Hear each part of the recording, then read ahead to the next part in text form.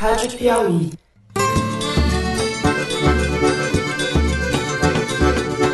Olá, bem-vindo ao Foro de Teresina, o podcast de política da revista Piauí. Máxima alerta. Hay quienes quieren desde el exterior una confrontación armada entre venezolanos para que el imperio meta sus garras dentro de Venezuela. Eu sou Fernando de Barros e Silva, diretor de redação, e converso com o editor do site, José Roberto de Toledo. Opa! Não é interromper os cursos de graduação.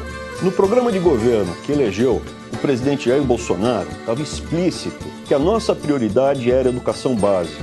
E com a repórter Malu Gaspar. E aí, gente?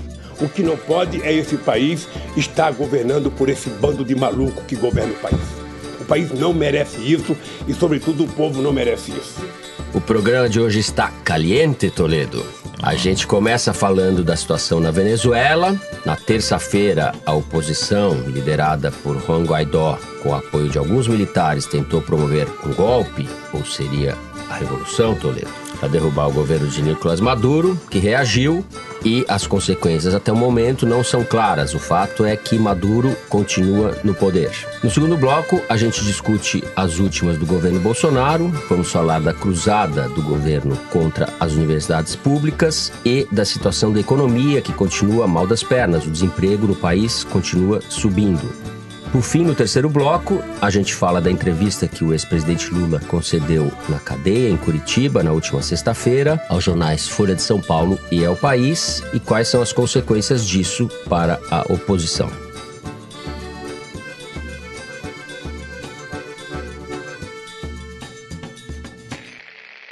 Hoje, quarta-feira, dia 1º de maio, dia do trabalho, a situação na Venezuela continua indefinida. Na terça-feira, como vocês ouvintes já sabem, o líder da oposição, o autoproclamado presidente Juan Guaidó, junto com um grupo de militares desertores, liderou um movimento contra o governo Nicolás Maduro para derrubar o governo. As forças leais ao Maduro reprimiram as manifestações e o presidente, o ditador Maduro, não há dúvidas que se trata de uma ditadura lá, continua no poder. A situação é indefinida. O Brasil, por sua vez, tem tido uma posição ambígua em relação à crise. Parece que os militares, os generais, têm uma atitude mais cautelosa, mais moderada, mais ponderada, e o grupo olavista, vamos dizer assim, liderado pelo chanceler Ernesto Araújo e pelo próprio presidente, são menos cuidadosos, para dizer o mínimo. Malu, qual é o destaque que você dá para esse imbróglio venezuelano e o papel do Brasil a respeito disso?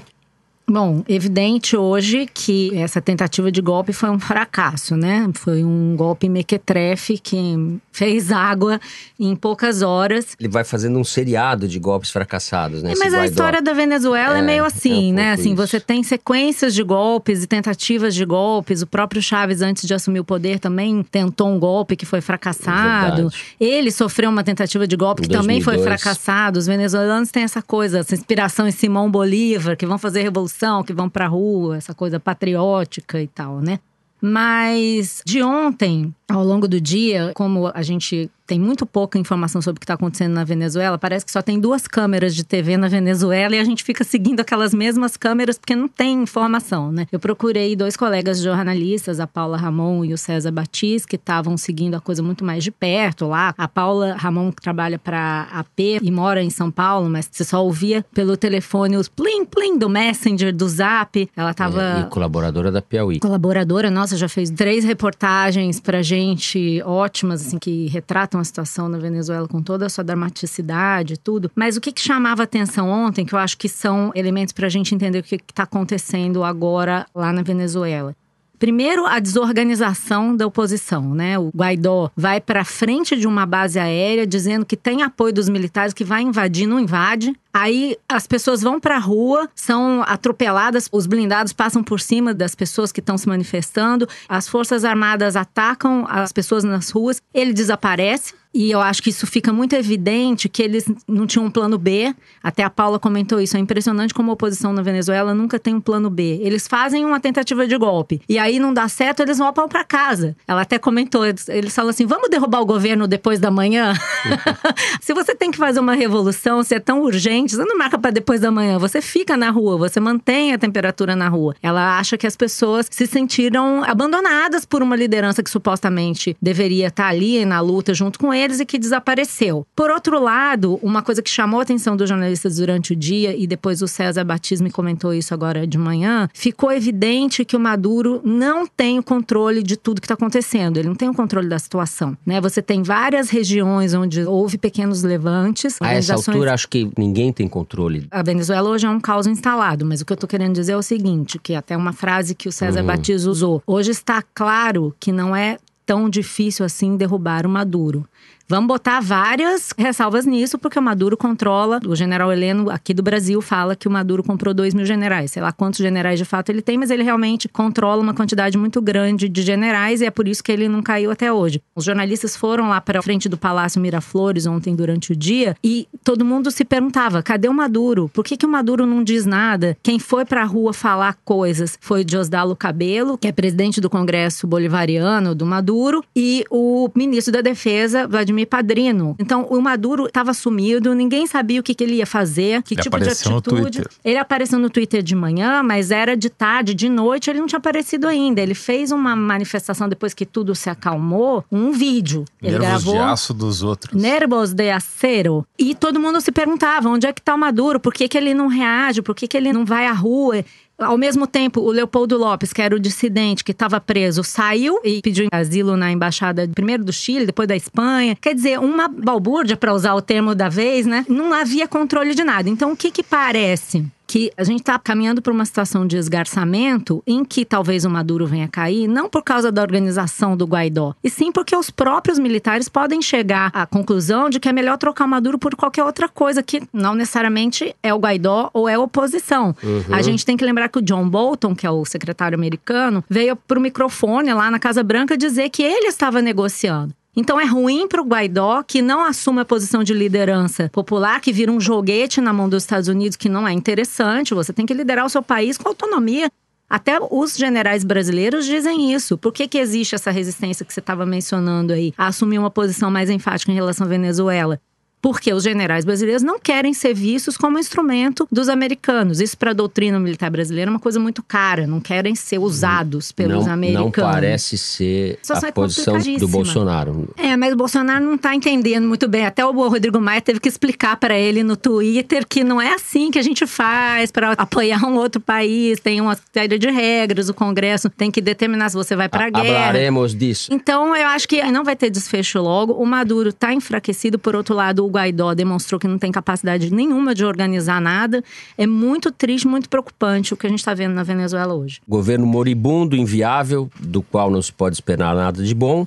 Por outro lado, uma oposição pouco convincente, subordinada aos interesses americanos, ao que parece. A Operação Liberdade devia chamar Operação Freedom, né? Porque ela foi totalmente gestada na Casa Branca pelo John Bolton, que é o assessor para assuntos internacionais do Trump, e pelo Mike Pompeo, que é o secretário de Estado, que foi ex-dirigente da CIA. É meio ridículo, assim, o nível de Operação Baía dos Porcos que foi essa operação, porque foi muito mal coordenado, né? Foi tão mal coordenado que eles chamaram até o chanceler brasileiro ao Washington para explicar como é que a coisa ia ser, e daí a hora que botou o chanceler brasileiro no meio aí que a coisa naufragou de vez, né? É porque era para ser hoje, né? Foi tudo mal operação. Feito. Enquanto a gente tá falando aqui, eu tô acompanhando o El Pitazo, que a Malu citou aqui, o César Batiz, que é o diretor dessa publicação, que é uma das poucos veículos independentes que ainda segue trabalhando na Venezuela, e as manifestações convocadas para esse dia 1º de maio, tanto pelo governo quanto pela oposição, eu diria que, olhando as imagens aqui, estão bem flopadas, para usar um termo, porque o povo tá cansado. Pouca adesão popular. Claramente foi uma tentativa do governo americano, usando o Juan Guaidó como fachada, de depor o Maduro no grito. Não sei se eles estavam blefando ou se eles tinham informações ruins sobre o grau de adesão da cúpula militar venezuelana à tentativa de deposição, ao levante, o golpe, a expressão que você queira dar. Mas o fato é que os comandantes foram à televisão, os comandantes militares, de novo disseram que continuam apoiando o Maduro. A impressão que dá é que não chegaram no preço, né? Que tem uma negociação, mas que ainda não chegaram no preço. E que esse Guaidó parece um Aécio Neves, é um golpista de Araque, né? Se o Maduro cair, claramente não será ele que vai mandar de verdade, né? Porque o cara mostrou que é muito fraco, né? Tão fraco que ele foi pra frente dessa base, e essa base é uma base da aeronáutica que é muito importante em Caracas, porque é onde ficam boa parte dos caças. Pra vocês terem uma ideia, quando houve o golpe em 2002, que depuseram o Chávez por 28 horas, o golpe não se completou, apesar da oposição golpista ter conseguido invadir o palácio e ter prendido o Chávez, porque um general muito amigo do Chávez, que tinha sido amigo dele desde a academia militar, se apoderou dessa base onde ficam os caças e a partir dali falou, olha, ou vocês devolvem os Chávez, eu vou matar todo mundo. É realmente a principal força de ataque militar na Venezuela, são os F-16, os Sukhoi, os russos, enfim. É onde reside de fato o poder. Então a impressão que me deu é que o Guaidó foi para a porta para fazer de conta que ele tinha acesso a essas armas, que de fato ele não tinha. Foi uma fake manifestação. Ele tentou fazer um golpe com um cabo e um sargento, para usar a expressão do Eduardo Bolsonaro, que também foi para a fronteira para fazer pressão ali. Ele também estava na Operação Libertar. Aliás, era muito engraçada a frase do John Bolton, quando ele conclamava, imagina o John Bolton, pelo YouTube em inglês, conclamando todo mundo entendeu. Venezuelanos a deporem o presidente Maduro, ou o ditador Maduro. I'd like to speak to all patriotic citizens of Venezuela. This is a critical point for your history. Whether you can regain your libertad, take control of your government and oust Maduro. Patético. E tudo em inglês, ele falou, é hora de vocês irem lá reclamarem a sua liberdade. Aí a única palavra que ele usou em espanhol foi libertar. Quer dizer, é uma coisa realmente uma piada. Piadinha que a única liberdade que foi conquistada ontem foi a do Leopoldo Lopes, que conseguiu sair da prisão e foi pra embaixada. Pois é, o cara tava tão seguro de que o Guaidó ia ter o domínio da situação que foi se exilar pra embaixada. Numa embaixada. Quer dizer, mostrou que não é pra valer, não é sério, né? Leopoldo Lopes era o mentor do Guaidó e era o líder da oposição até ser preso pelo governo Maduro. Era um dos líderes da oposição junto com o Capriles. Por outro lado, né, Toledo, quem foi preso foi o chefe da polícia política que soltou o Leopoldo Lopes. O Leopoldo tá solto e o Guaidó, até que se saiba, também tá solto. Então, provavelmente esse cara da inteligência, 500 mil aspas nessa inteligência, foi preso porque ele devia ser parte da operação, né? Ele que devia dar as informações erradas. Inclusive, se ele não foi preso pelo Maduro, devia ser preso pelos americanos por fornecer informação falsa. Para ampliar a sucessão de paradoxos aqui desse caso venezuelano, a nota mais ponderada, digamos assim, foi da diplomacia russa, do Putin, que condenou os métodos violentos e conclamou que as diferenças políticas sejam resolvidas pacificamente. É claro que é um blá blá blá, mas perto do que estão fazendo os Estados Unidos e o Brasil como linha auxiliar dos Estados Unidos nesse processo, é algo que destoa para o bem, para o bom senso.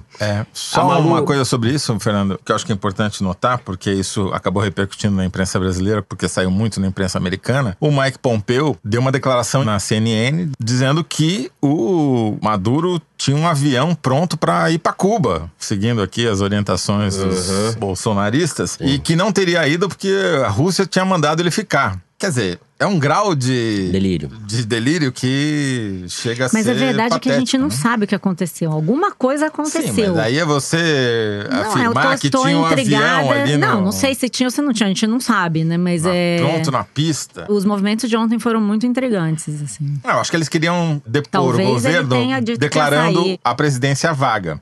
Que é o que fizeram aconteceu com o Jango aqui em 64. Em relação ao Brasil, eu queria registrar o tweet que o Bolsonaro soltou sobre a Venezuela depois de ter reunido lá o gabinete com o Heleno, com o vice-presidente Mourão, etc. Ele disse: a situação na Venezuela preocupa a todos, qualquer hipótese será decidida exclusivamente, ou exclusivamente em caixa alta, com maiúsculas, pelo presidente da República, ouvindo o Conselho de Defesa Nacional. Podia ter posto literalmente, também podia dar. Daí, em caixa alta. Vem, horas depois, o Rodrigo Maia, respondendo também no Twitter, dizendo: em relação ao tweet do presidente Jair Bolsonaro sobre a situação da Venezuela, é importante lembrar que os artigos tal, tal e tal da Constituição Federal precisam ser respeitados. Daí diz o Rodrigo Maia, continua. E eles determinam, esses artigos, que é competência exclusiva do Congresso Nacional autorizar uma declaração de guerra pelo presidente da República. Ou seja, mais uma vez o Rodrigo Maia passa pito, descompostura no presidente da República, como o Rodrigo Maia havia feito no caso da reforma da Previdência, quando ele passou uma descompostura também no presidente, dizendo: eu preciso que o presidente assuma de forma definitiva o seu papel institucional, etc, etc, etc. O Rodrigo Maia vai fazendo bullying com o presidente, que parece realmente um inimputável, um sujeito que não sabe o que está acontecendo, não sabe, não é orientado sobre o que diz a Constituição, desconhece os assuntos, fala batatadas. E a cronologia me parece que foi a seguinte, né? Os Estados Unidos convocaram o chanceler brasileiro a Washington para dar instruções. Ele voltou imediatamente, o presidente convocou uma reunião de emergência para discutir a crise na Venezuela. Nisso já estava tuitando desesperadamente, como se o Brasil fosse entrar numa guerra a qualquer momento. Os militares falaram: não é bem assim. Aí o próprio Bolsonaro dá uma recuada nos backs, como a gente dizia lá em Matão. Falou: de fato. Os backs, os zagueiros. Recuou os backs, ou os zagueiros. A sua zaga. Quando ele falou: de fato, a gente não tem condição de fazer uma intervenção militar, nós somos mal de armamento. Porque os militares falaram: capitão, aguenta a barra aí, porque a gente não tá com essa bola toda, nós não vamos fazer intervenção militar de jeito nenhum. Eles não querem fazer, né? Mas aí eu fica animadinho, mas veja e aí só resolve. O tweet do nosso príncipe. No calor da hora, o Luiz P.O. Bragança. Se a situação na Venezuela exigir intervenção externa, não vou gostar de ver o Zewa liderando. Essa responsabilidade deve ser nossa. Deve estar com saudade da Guerra do Paraguai, né? Gente, achando que ele Napoleão, é o né? Napoleão tataravô dele, o imperador Pedro II.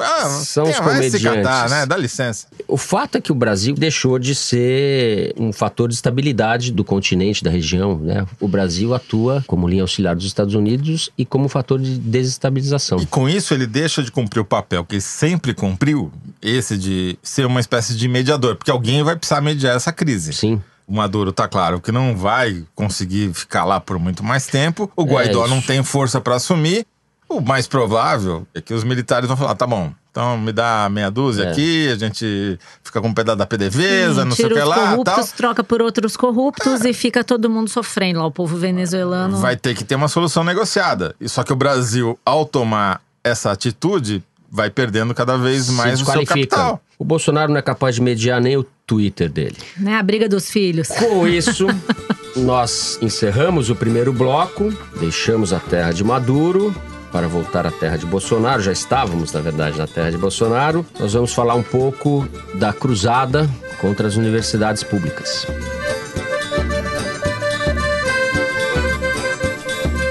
Muito bem.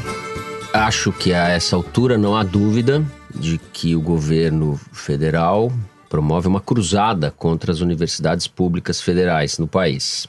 Na semana passada, o ministro Abraham Weintraub havia anunciado que iria reduzir os investimentos nos cursos de humanas, de filosofia e sociologia, o que foi objeto hoje, quarta-feira, quando gravamos, de um comentário jocoso do Delfim Neto, dizendo que um governo que tem como guru um suposto filósofo não deveria atacar tão frontalmente a filosofia. Mas esse filósofo não fez universidade, não serve. Não fez. Não estudou, não tem curso superior. O Delfim Neto, e eu esqueço que estamos em idade tão avançada, né, Toledo? Não a Malu, que é jovem, mas eu e você. Sou baby. O Delfim Neto foi ministro da Economia da ditadura, trabalhou no governo Médici, depois foi ministro da Agricultura no governo Figueiredo, foi um dos homens mais fortes da ditadura. É um economista tido como brilhante pelos seus pares, professor catedrático da USP, e foi deputado federal depois por vários mandatos. Também Delfim pegou Neto dinheiro tá da Odebrecht, pode falar não? Dos 90 anos. Não, isso é fato, claro que pode falar. Aqui não tem censura, Maria Lúcia. Bom, depois dessa investida contra os cursos de sociologia, o Weintraub anunciou numa entrevista ao Estado de São Paulo que iria reduzir em 30% o repasse do dinheiro federal à Universidade Federal Fluminense, aqui do Rio de Janeiro, Universidade Federal da Bahia e à UNB, Universidade de Brasília. E ele disse que havia muita balbúrdia, citando que tinha muito tempo para fazer manifestação, etc. E ficar pelado. Num claro rompante autoritário. Não contente com isso, eles estenderam na noite dessa terça-feira esse corte de 30% a todas as universidades públicas, o que, no limite, é uma medida que visa estrangular e inviabilizar o ensino público superior no Brasil. É para isso que a gente está caminhando. Bom, o Abrão se mostrou uma fraude, para variar. Porque ele começa falando uma bobagem, daí essa bobagem se prova inviável pela lei, né? Então, primeiro ele queria usar as palavras técnicas do presidente da República. O ministro da Educação, que é bacana, porque agora o ministro da Educação tem mais nome, né? É @Abraham, W-E-I-N-T, esse é o nome do ministro da Educação, segundo o presidente, estuda descentralizar investimento em faculdades de filosofia e sociologia, daí entre parênteses, humanas. Quer dizer, não sabe do que tá falando, né? Não tem mínima ideia. O que é descentralizar investimento? Vai descentralizar investimento na sua casa, presidente Bolsonaro. O que é isso? Ele quis dizer, imagina-se, que ele ia para cortar dinheiro para sociologia. Só que tem um negócio chamado autonomia universitária que impede o governo federal de dar palpite nessa área. A universidade recebe o dinheiro e ela decide onde vai alocar esses recursos. Quando eles foram informados desse pequeno fato, que é uma coisa nova que existe desde... Mesma coisa que há 1000 anos atrás, Maia... né? Aí ele fala, não, então tá bom, então nós não vamos descentralizar o investimento em humanas. A gente vai cortar o dinheiro da UNB, da UF e da Universidade Federal da Bahia. Também não pode, idiota! Também não pode, você não pode usar critério ideológico para alocar dinheiro. Aí falaram, olha, isso também não dá. Então tá bom, então vamos cortar para todo mundo. 30% de todas as universidades federais. Quer dizer, daí alguém vai falar, escuta, também isso daí vai dar problema no Supremo. Daí os caras vão falar, então vamos fechar as universidades federais. É o único caminho. Isso vai dar problema provavelmente com os estudantes. Estou fazendo aqui especulação, mas pode estar começando a acontecer uma revolta, paralisação, algum movimento no meio universitário contra esse governo. Porque eu não sei o que está faltando para que isso ocorra, aliás. Né? Eles estão querendo, né? A impressão que dá é que eles estão chamando a balbúrdia. Exato. De propósito, talvez para ter uma desculpa para fazer uma intervenção pior, né? Não sei lá. Porque cortar 30% da verba de todas as universidades federais é decretar o fechamento das universidades federais. Porque 30% você não paga nem folha de salário. Então, isso daqui... E as universidades federais, que são estigmatizadas, são responsáveis por 90% da pesquisa do país. Incluindo humanas. Algumas delas, várias delas, estão entre as universidades mais bem avaliadas da América Latina. Elas são patrimônio do país. Tem problemas? Tem problema. Tem corporativismo? Tem corporativismo. Tem tudo isso. Mas elas são um patrimônio, elas são um fator, em grande medida, de orgulho que foi construído às duras penas no país. Você estrangular esse setor especificamente é um crime contra a cultura e contra o conhecimento. É uma atitude ressentida. Esse ministro não brinca em serviço, ele brinca, na verdade, né? Porque só um sujeito inconsequente faz o que ele está fazendo. É um especialista em administração que não sabe nada de administração. Exato. Então, na verdade, esse corte para as universidades é um corte que o governo está fazendo para todos os ministérios. E ele está fazendo um corte grande no Ministério da Educação. A quem cabe decidir se vai cortar na universidade, se vai cortar no livro didático, se vai cortar em outros programas, é o próprio ministro. E aí, parêntese curioso, o ministro, ele é ideológico e ele prende, arrebenta, não sei o quê, mas os caras que estão embaixo dele são todos tecnocratas do governo do PT. Então, esse Arnaldo Lima, que é o secretário de Educação Superior, trabalhava com o Diogo Oliveira, que era ligado ao Nelson Barbosa. Antônio Vogel, secretário executivo do Ministério da Educação, também trabalhou no governo do PT. Rodrigo Cota estava no Ministério da Economia, funcionário de carreira, trabalhou no governo do PT. Ou seja, é mais um exemplo de como funciona essa gestão nesse governo Bolsonaro. Aí o que acontece? Falaram para ele que tinha que cortar, Toledo já deu o resumo da situação, ele resolveu cortar os 30%. Mas aí, sabendo que ele ia cortar os 30%, essa é a minha hipótese, tá? Ele foi dizer que ia cortar por causa de balbúrdia, para poder faturar na base dele. Mas o fato é que ele não pode escolher como é que ele vai fazer isso. Entendeu? Eu concordo com vocês. Você está dando uma inteligência, talvez, pode ser. Não, eu acho que é o seguinte, essas pessoas estão ali para dizer para ele, o Toledo já falou isso, o que pode e o que não pode falar. Eu não estou dizendo que ele não vai fazer o estrago, eu estou tentando contextualizar, porque esse corte ele vai ser feito. Ele vai ser feito em vários ministérios, porque não tem dinheiro. É mais uma questão de apagão gerencial. Talvez ele esteja querendo aproveitar o momento, a gente não comentou ainda, que ele ficou dizendo que tinha que filmar professores em sala de aula. Bem lembrado. Assim, é fato que o ensino superior, hoje no Brasil, ocupa mais espaço no orçamento do que o ensino básico, por exemplo. Houve um crescimento do ensino superior nos governos anteriores, mas se ele fosse um gestor, ele poderia olhar para essa situação e dizer, olha, com nossa prioridade a educação básica, vamos tentar fazer cortes mais racionais, mas ele não está preocupado com isso. Ele não tem responsabilidade com relação a isso. Mas você veja o tamanho desse corte, não tem precedente. Esse corte é um corte que vai acabar afetando custeio, porque salário não pode, salário não pode cortar. Então, o que ele pode cortar é custeio, vai faltar tudo na universidade, vai deixar de funcionar. Vai fechar a universidade. E aí também, o que ele ganha com isso? Perde o humanas, perde a exatas, perde todo mundo. Eles têm um programa, de destruição das coisas. O ministro do Meio Ambiente é contra as florestas, contra esse é contra a educação. Ambiente. O ministro da Educação é contra a educação. Exato. É um governo de exterminadores. Essa história de mandar aluno filmar professor em sala de aula é um completo desserviço à educação, né? Porque as escolas, né? As escolas são um ambiente de confiança, de conversa, de pluralidade. Você manda o cara filmar e daqui a pouco, se alguém começar a defender o Bolsonaro na sala de aula e um estudante filmar e divulgar, vai poder? Quer dizer, vira terra de ninguém. O oba-oba, é assim. E estimula um comportamento, um padrão de conduta policial, né?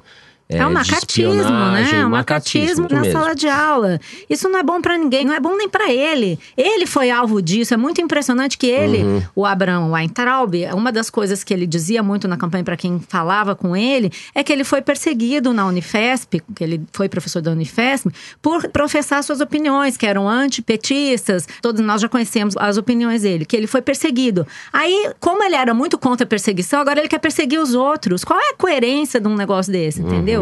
Como é que é o termo que o Delfim usou? A direita inculta, incultural. O título do artigo do Delfim, nesta quarta-feira da Folha, direita incultural. Direita incultural. A pretexto de defender a educação, ele dilapida até mesmo aquilo que ele disse que acreditava. Ou seja, é maluco mesmo, é caótico, né? É uma coisa que não faz sentido. Não tem sentido nem ele com ele mesmo. É uma coisa... É um governo que veio para destruir o que existe... E para não botar nada no lugar. Por que ele não corta os livros didáticos, por exemplo? Tenta fazer um corte mais linear. Ele não está gerindo nada, ele só está bagunçando. A balbúrdia vem dele, não das universidades. O Delfim cita no artigo dele o que disse o Leandro Tessler, que é um físico da Unicamp, abre aspas. Nenhum lugar do mundo tem universidade de prestígio sem humanas, filosofia, sociologia e história. Isso é muito importante para saber que nazismo não foi de esquerda, por exemplo. Sim, esses dias professores em várias universidades se manifestaram falando isso, né? Bem, não falamos nesse bloco como estava previsto. Não, vamos falar ainda, né? Da economia. A gente só falou de uma destruição. A gente só falou da destruição da educação. Agora vamos falar da destruição da economia, dos empregos. O desemprego bateu recorde. Sim, 13 milhões. 13,4 milhões de brasileiros sem emprego. De outubro a março, esse número aumentou em mais de 1 milhão, ou seja, mais de 1 milhão de pessoas ficaram desempregadas nos últimos 6 meses. A situação é bem mais grave do que a gente imaginava que seria nesse momento. Se você pensasse no ano passado, as perspectivas que estavam postas com a eleição do Bolsonaro para o mercado e... Essa visão do Posto Ipiranga, de que a economia é uma questão só de expectativas, então basta você dizer, estou indo na direção certa, segundo ele, né? Vou fazer a reforma da Previdência e daí todo mundo vem atrás e a economia... vai que é uma maravilha, já provou 500 mil vezes que não é assim que funciona. Não, mas no momento as expectativas são as piores, né? Se ele estiver confiando nisso, ele não está sabendo criar expectativa, então, né? Mas não basta, mesmo que a reforma da Previdência estivesse andando a mil maravilhas, que não está, todos os cálculos indicam que se ela vier a ser aprovada, seja lá em que tamanho for, porque também já não se sabe o quanto eles vão conseguir aprovar a proposta do governo, isso não acontecerá antes de outubro, novembro, na melhor das hipóteses. O governo e o Posto Ipiranga não se preocuparam em fazer nenhum tipo de medida microeconômica para melhorar a geração de empregos. Agora, essa semana, da liberdade econômica, depois de 4 meses, 5 quase, vieram com essa história que há muitas dúvidas se vai surtir algum tipo de efeito, porque do mesmo jeito que a reforma trabalhista ia gerar emprego, não gerou, essa daqui, no meio dessa depressão que a gente está vivendo, dificilmente vai despertar o espírito animalesco do capitalista brasileiro, né? Então, o problema que isso está apontando qual é? A economia está indo de mal a pior, tá pior, vai piorar.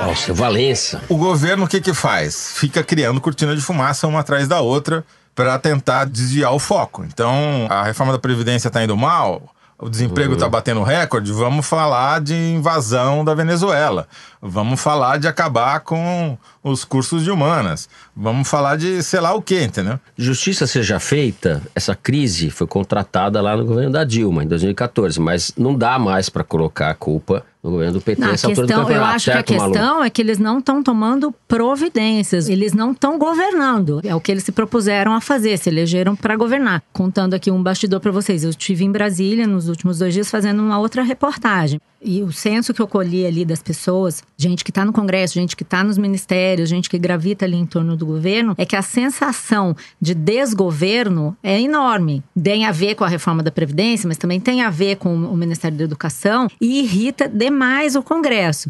Então já tem gente falando em Brasília em instituir medidas que levem a um parlamentarismo na prática. O que seria isso? Por exemplo, um bastidor ótimo que eu colhi ontem de gente que está muito próxima ali do Rodrigo Maia. Existe, por exemplo, uma PEC, uma proposta de emenda constitucional no Senado, que já tem 20 assinaturas, que proíbe o presidente de editar medidas provisórias. Falta só mais 20 assinaturas para fazer isso e o Bolsonaro fica engessado. Vai ter que pedir para o Rodrigo Maia para acordar, para falar bom dia, para fazer o que ele quiser. Existe uma sensação no Congresso de que se o Bolsonaro não começar a governar, ele não vai conseguir fazer nada. Porque hoje o Rodrigo Maia, segundo os cálculos das pessoas que estão nos ministérios lidando com o Congresso, é capaz de botar para votar de um dia para outro 250 deputados. E o Bolsonaro não tem 100. Ele não tem partido. Então, é importante a gente olhar para todos esses dados, Ministério do Meio Ambiente, Ministério da Educação, Economia, ele quer brigar com o Marco Sintra, ele quer botar uma agência do Banco do Brasil no Maranhão, ele só se preocupa com o micro, com o desimportante.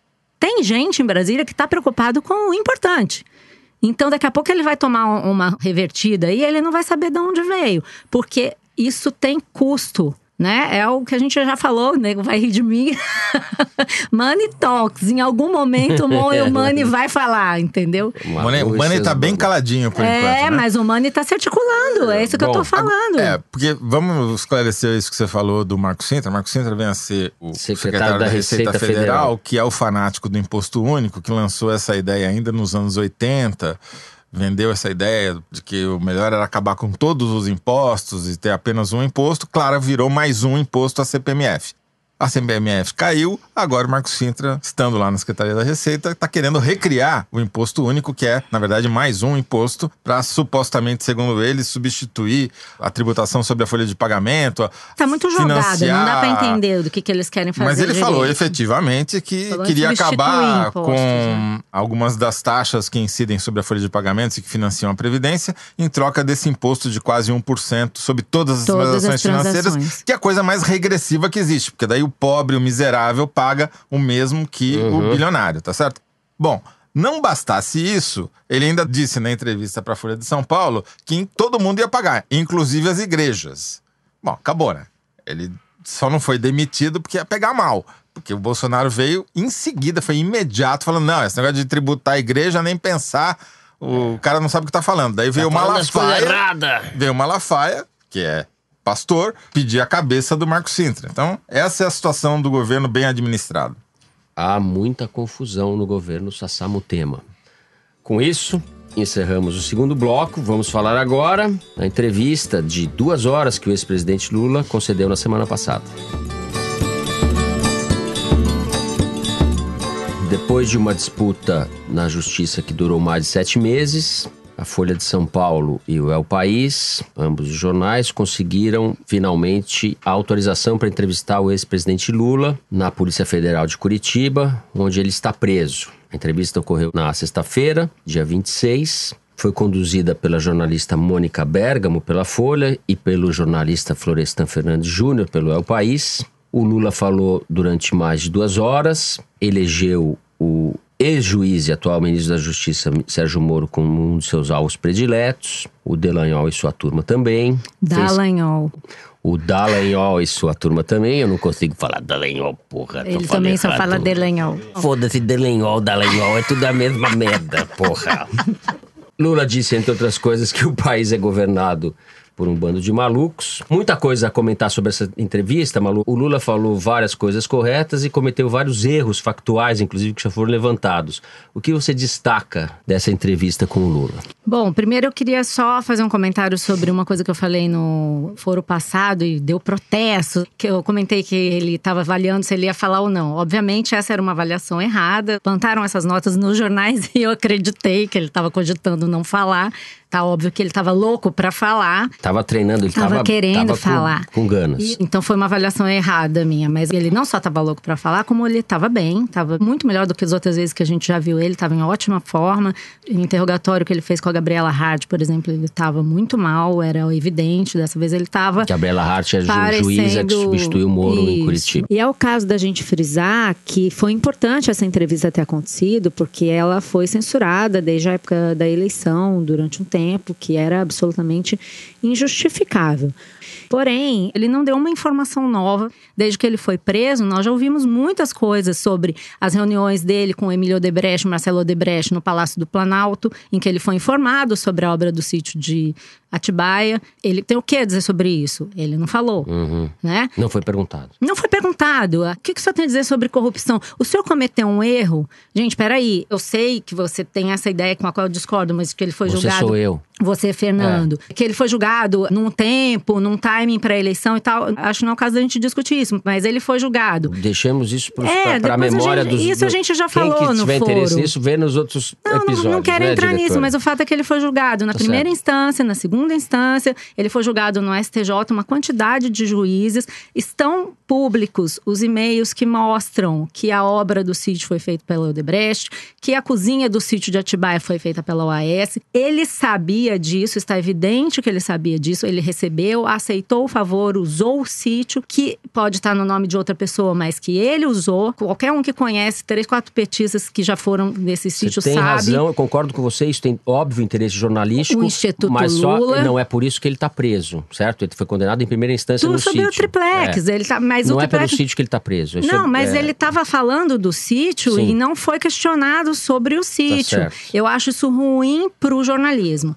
Mas fora isso… Mas pior para o jornalismo, Malu, teria sido se a Polícia Federal tivesse tido sucesso no seu plano de montar uma coletiva com jornalistas que ela ia escolher quem iam participar. É por isso que essa discussão porque a gente ou a gente tá de um lado ou a gente tá do outro, que é muito pior. E outra coisa que foi ruim pro jornalismo, as TVs optaram por não divulgar a entrevista, o que também foi ruim pro jornalismo, porque é um fato político. Ele é um líder da oposição. Só queria explicar o que aconteceu pela Polícia Federal. Quando saiu a decisão do Supremo dizendo que o Lula podia dar entrevista para os veículos que tinham entrado na justiça para pedir autorização, ou seja, a Folha e o País, o diretor superintendente da Polícia Federal em Curitiba, que tem um histórico de ser um fiel aliado do ex-juiz e ministro da Justiça do governo Bolsonaro, Sérgio Moro, fez uma gracinha. Ele disse que, então tá bom, se vai entrevistar, eu vou dizer quem vai participar da coletiva.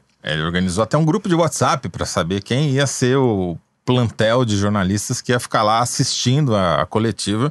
Aí veio o Supremo e falou, não, você não vai fazer nada disso porque isso não cabe a você fazer. Então, só para situar… Sim, até porque a pessoa tem que escolher com quem que ele vai falar, né? Exato. Tá preso, mas ele tem direito de escolher com quem ele fala. Esse sujeito, esse delegado, ele tem um histórico autoritário que não é pequeno.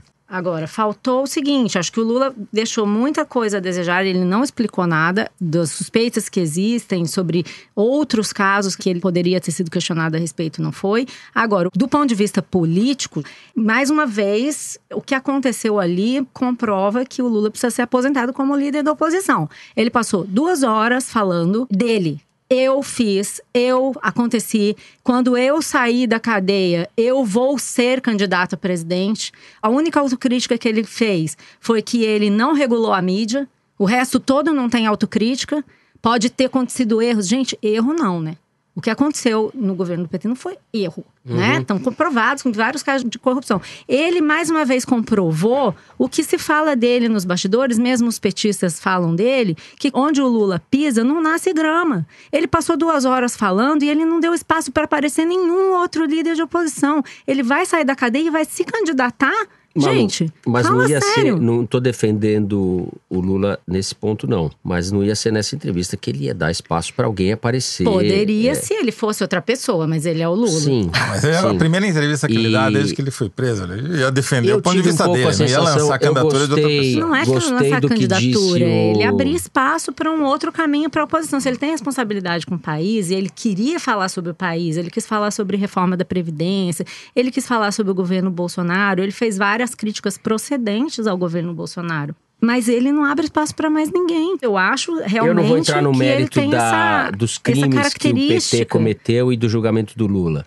Mas eu não tenho dúvida de que, politicamente, ele tem um tamanho que o Bolsonaro, evidentemente, nunca terá. Há uma diferença monumental.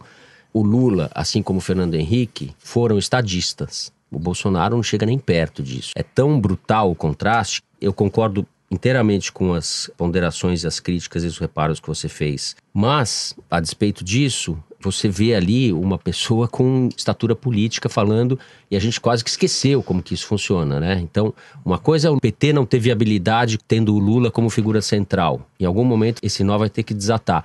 Não acho que vai desatar agora, porque o PT tende a reeleger na presidência do partido a Gleisi Hoffmann, que está lá para fazer o que o Lula quer que ela faça, né? Ela não tem autonomia nenhuma. Eu gostei do comentário que o Celso Rocha de Barros, colunista da Folha, fez na segunda-feira. A coluna dele se chamava, salvo engano, Meus Saudades da Política. E que a entrevista do Lula despertou um pouco nele essa sensação de como faz falta pessoas que tenham essa capacidade de iluminar os assuntos e inflamar a plateia ao mesmo tempo. Acho que um aspecto que vale a pena também citar é o seguinte: o Lula não conseguia superar o Bolsonaro desde que foi preso, a não ser quando morreu o neto Superar dele. onde? Superar na curiosidade despertada, por exemplo... Nas redes sociais. Não só nas redes sociais, mas na internet. Para mim, o melhor instrumento para medir isso é o Google Trends, como a gente já usou largamente nos programas durante a eleição, que medem a curiosidade das pessoas que vão escrever lá no Google, vão pesquisar, digita o nome do Lula, o nome do Bolsonaro. Bom, desde que ele foi preso, o único momento em que o Lula tinha ultrapassado a curiosidade sobre o Bolsonaro foi quando o neto de 7 anos morreu no começo de março. Por causa da entrevista, houve um pequeno pico de interesse pelo Lula, que não chegou ao nível de quando o neto dele morreu, mas que superou durante um breve momento o interesse pelo Bolsonaro. Não acho que tenha sido coincidência o fato de, logo em seguida, o próprio Bolsonaro ter criado um monte de factoides que tiraram foco sobre a entrevista do Lula e voltaram para as bobagens que ele, a família e a parelha andaram fazendo, e depois os ministros vieram na mesma cola.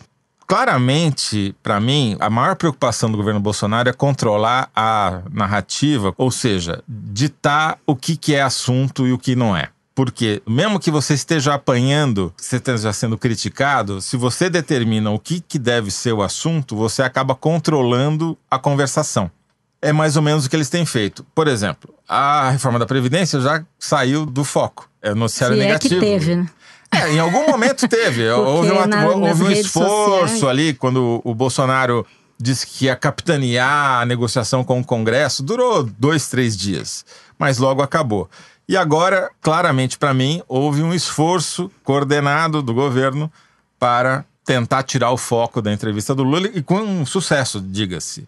Porque a repercussão nas redes sociais, ela foi pequena, né? Ela foi curta, quer dizer, teve até um muito pico. Restrita a bolha, né? Eu acho que ela estava crescendo, mas aí logo esses factoides tiraram a atenção desse assunto. Talvez tenha a ver com o fato de que não teve assim uma grande novidade que ele falou. Ele repetiu mais ou menos o que ele já vinha falando. A novidade foi o que você chamou a atenção, a disposição dele, eu acho. Ele estava muito bem disposto. Mas assim, em termos de declaração, não teve um lead, uma coisa que você fala, poxa, o Lula acrescentou um fato novo. Ele falou mais ou menos o que ele já estava falando. Correta do que seja o governo Bolsonaro. E a resposta do Bolsonaro reforça o que o Lula disse, né? Presidente, o ex-presidente Lula deu uma entrevista na prisão e disse que o país é governado por um bando de malucos. O que o senhor tem a dizer sobre uma declaração dessa? Eu acho que bebida é proibido na cadeia. Ou devia ser proibido. Sugerindo que o Lula estava bêbado, né? É de uma baixeza, é tão... É quinta série. É pior que isso. É o quinta série. É cafajeste, é baixo. Que um presidente da República fale isso e seja aplaudido por isso, mostra um pouco o tamanho do buraco que a gente está metido.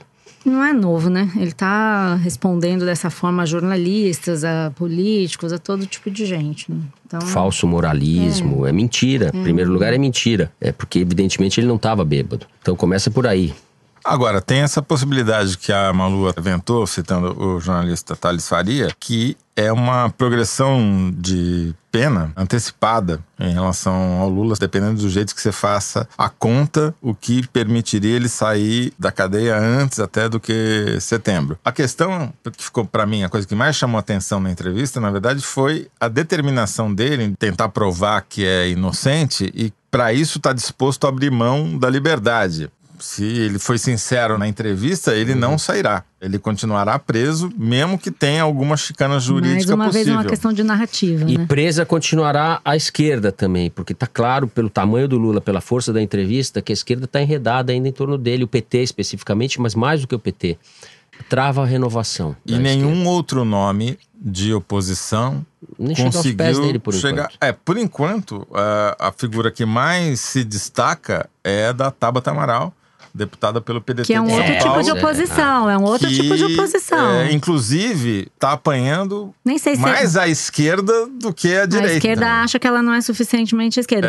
Mas eu acho que, eu achei interessante isso que você falou, Toledo, porque mais do que ser a Tabata, é o tipo de discurso que ela faz. Eu acho que isso tem um apelo. Ela já demitiu praticamente o Vélez, né, quando desconstruiu ele naquela sessão da Comissão de Educação da Câmara, e agora está chamando o Abrão às falas. Eu tô chamando de Abrão porque tem dois Weintraub, né? O ministro da Educação às falas e mostrando com argumentos técnicos que o que ele fala e o que ele promete é bobagem. Essa é uma posição que pode prosperar. Só para arrematar, eu acho que a gente não deve perder de vista uma visão mais ampla, histórica, do que representa o Lula, do que representa o Bolsonaro. Porque tudo tem que acabar e o Lula não é capaz mais de liderar o país, de ser presidente ou de ser candidato. Estamos todos de acordo, né? Acabou, nem tá pode. Preso. Mesmo que pudesse. Mas o Lula começou a construir a carreira dele nas greves do ABC na década de 70 e a partir dali construiu uma trajetória de líder sindical, articulando movimentos sociais, etc., redemocratização do país. Tem uma trajetória muito ampla de líder político e é a maior liderança que o Brasil conseguiu produzir na segunda metade do século, na sua história inteira. As pessoas comparam com Getúlio, mas não há dúvida de que o Lula é mais popular do que o Getúlio, até porque o país cresceu muito, se complexificou. O Bolsonaro, ao contrário, é um parlamentar do baixo clero que passou 30 anos idolatrando o torturador e falando mal de minoria, xingando. E não é nada mais do que isso. Bolsonaro é isso. E que muda de posição conforme a conveniência. Exato. Vamos lembrar aqui a entrevista dele para o Estadão, no começo dos anos 2000, em que ele elogia desbragadamente quem? O Lula. O Chaves.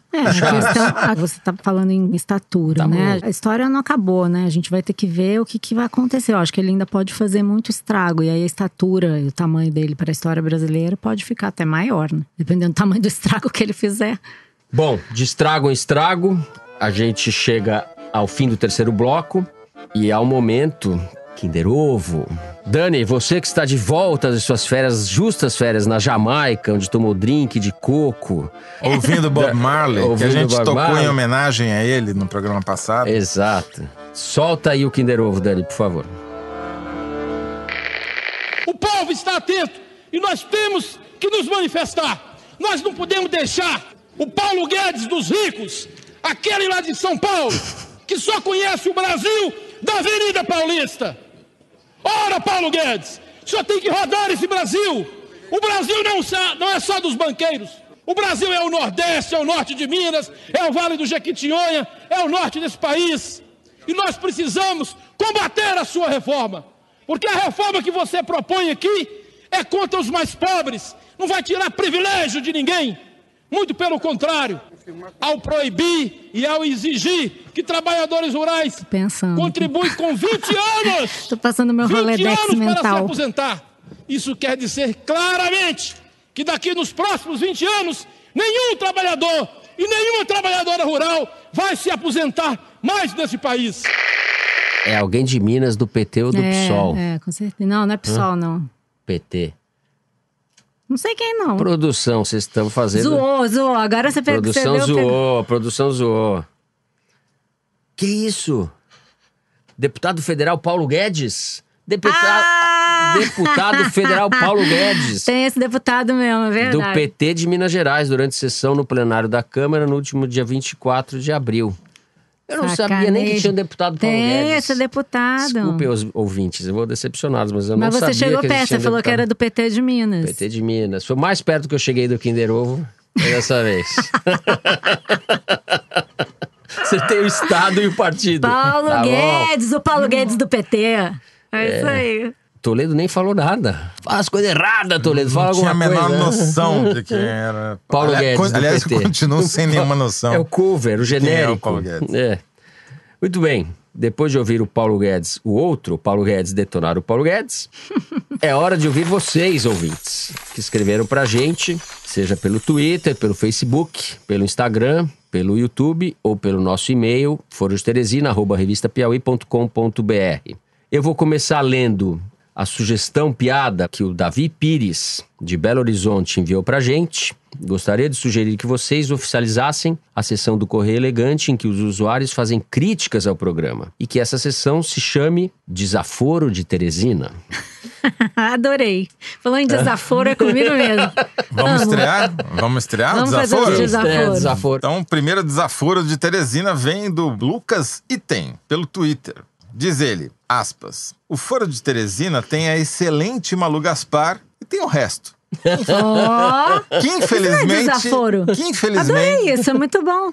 Que infelizmente não dá para levar a sério. Muito bom. Só tenho a dizer o seguinte a você, Lucas Item, eu concordo.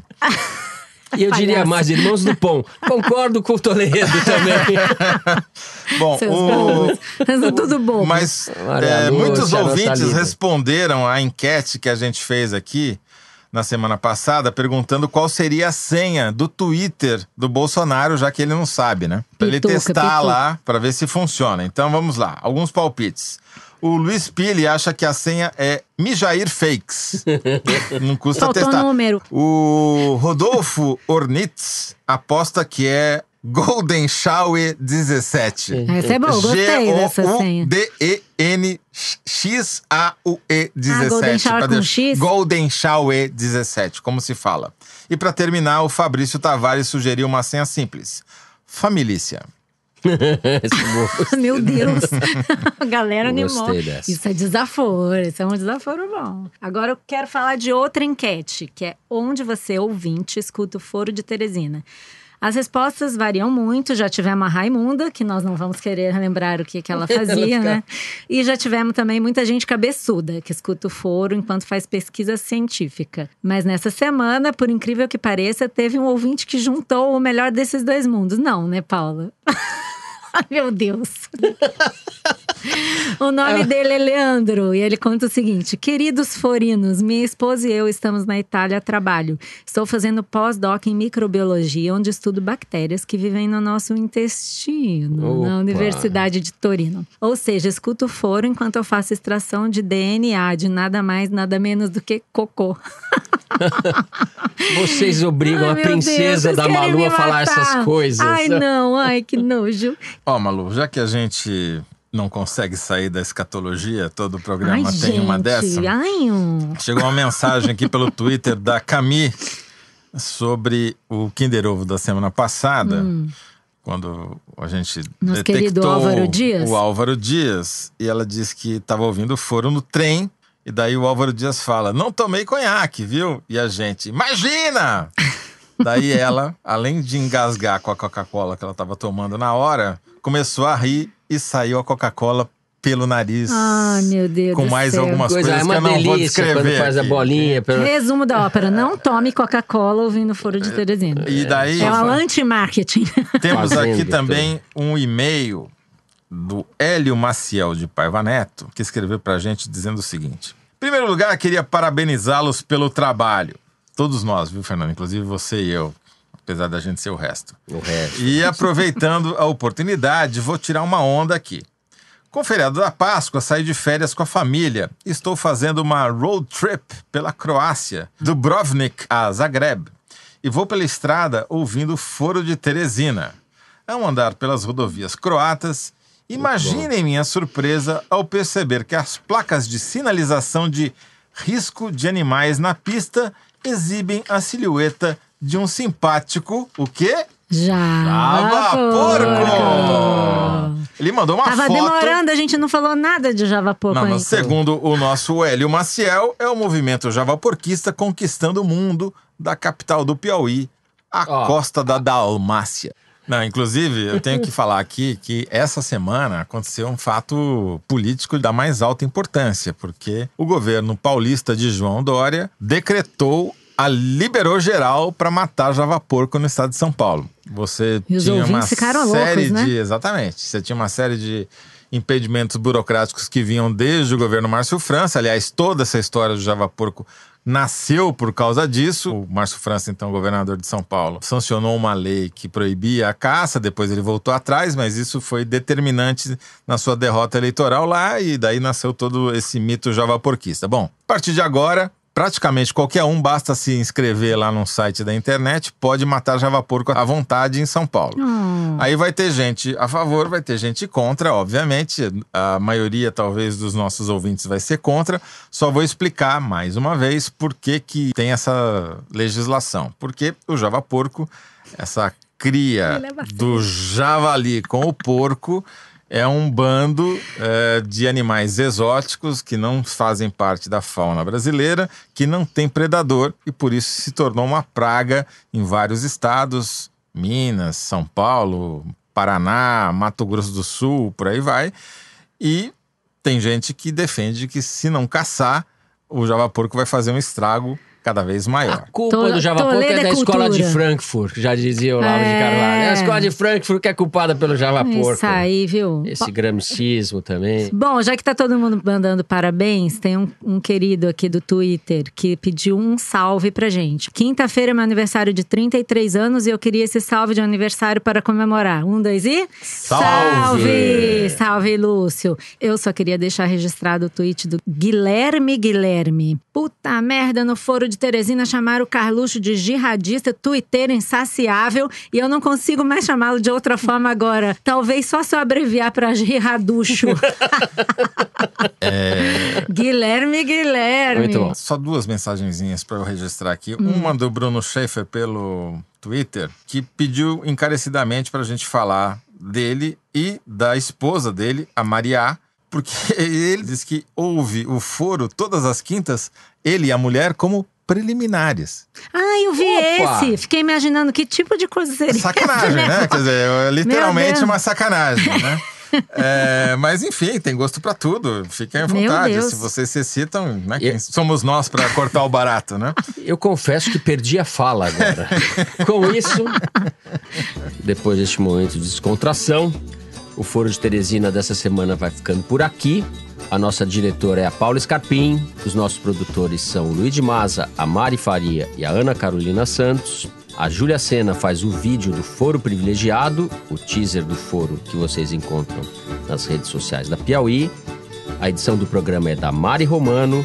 A finalização e a mixagem são do João Jabassi, que também deu a repaginada da música tema do Foro, composta pelos piauienses Vânia Salles e Beto Boreno. A Kellen Moraes é a responsável pela nossa coordenação digital.